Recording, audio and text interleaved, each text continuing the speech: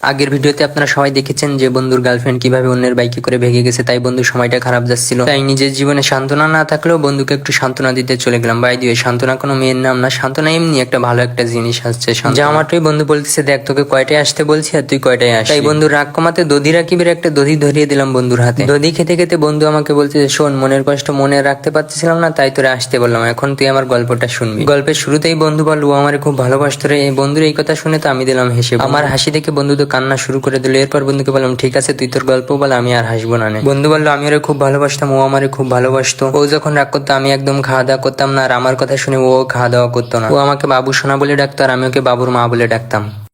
ওর Facebook আইডির password আমার কাছে থাকতো আর আমারটার পাসওয়ার্ড ওর কাছে থাকতো। ওর ফ্রেন্ড লিস্টের সব ছেলেদেরকে আমি আনফ্রেন্ড করে দিতাম আর আমার ফ্রেন্ড লিস্টের সব মেয়েদেরকেও আনফ্রেন্ড করে দিত। ও সবসময় আমার ভিডিও কল দিত আর আমি প্রত্যেকদিন সকালে ওরে গুড মর্নিং পাঠাতাম এবং রাতে গুড নাইট পাঠাতাম। আর আমরা বাইরে ঘুরতে গেলে আমি আর ও একসাথে টিকটক ভিডিও বানাতাম। বন্ধুর কথা শুনে দিলাম হেসে, বন্ধু তো গেল রেগে। হাসি দেখে বন্ধু তো আলুর মতো দাম বাড়িয়ে বলো, যা বেটা তোর গল্পই বলবো না। তারপর আমি বললাম, ঠিক আছে বন্ধু বল, আর হাসবো না, তুই কন্টিনিউ কর। বন্ধু বললো, না বেটা তোর আর গল্পই বললো না, আমার দুধ দিনে তুই মজা নিচ্ছিস।